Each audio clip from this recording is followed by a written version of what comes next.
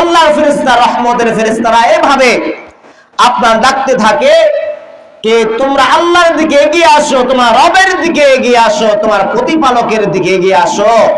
আজ তোমরা আল্লাহ তাআলা হুকুম পালন করেছো, একটা মাস তারাবি নামাজ আদায় করেছো, তোমরা রোজা পালন করেছো একটা মাস, আল্লাহ পাক রব্বুল আলামিনের হুকুমে তোমরা সাদকাতুল ফিতর আদায় করেছো, অর্থাৎ গরিবদেরকে আহার করাইছো, এর কারণে তোমরা তোমার রবকে তোমরা আহার করাইছো।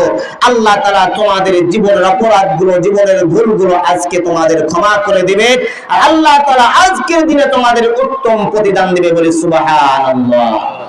কি উপস্থিতি! এজন্য আজকের দিনে অনেক সওয়াব আছে। আল্লাহর রহমতের ফেরেশতারা এভাবে ঘোষণা, আল্লাহ পাক রব্বুল আলামিন বলেন, আমার বরত্ব, আমার সম্মানের কসম করে বলতেছি, আমি অবশ্যই তাদের প্রার্থনা কবুল করব, তাদের দোয়া কবুল করব। তাদের আর আল্লাহ বান্দাদের উপর উদ্দেশ্য করে বলেন, ফিরে যাও, আমি তোমাদের ক্ষমা করে দিয়েছি, তোমাদের পাপগুলোকে আমি আল্লাহ তাআলা নেকি দ্বারা, তোমাদের পাপগুলোকে আমি নেকি দ্বারা বদল করে তোমাদের আমলের খাতায় আমি নেকি দ্বারা পূরণ করে দিয়েছি। বলি সুবহানাল্লাহ। এই দিনে বান্দা কি করে?